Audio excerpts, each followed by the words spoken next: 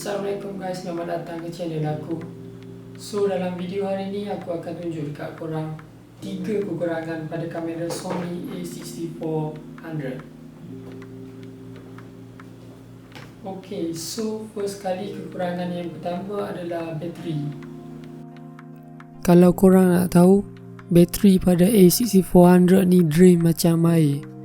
Aku currently guna 3 biji bateri untuk shoot whole day. Bagi aku 3 biji pun still rasa macam tak cukup lagi. Sebab kalau korang shoot video 4K ataupun guna frame rate yang tinggi, body kamera akan panas dan drain bateri dengan cepat. Ok, untuk kekurangan yang kedua pula adalah rolling shutter. Rolling shutter is basically video atau gambar korang yang distort sebab movement. A6400 ni kamera jenis crop sensor, so dia tak boleh nak handle rolling shutter seperti mana kamera full frame boleh. Dan akhir sekali kekurangan yang ketiga iaitu headphone jack. Aku sebenarnya kecewa sebab A6400 ni tak ada headphone jack.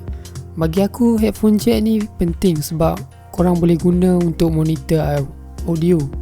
For example, korang shooting video interview atau buat video dokumentari yang ada involve talking, so korang memang perlukan function untuk monitor korang punya audio level in real time.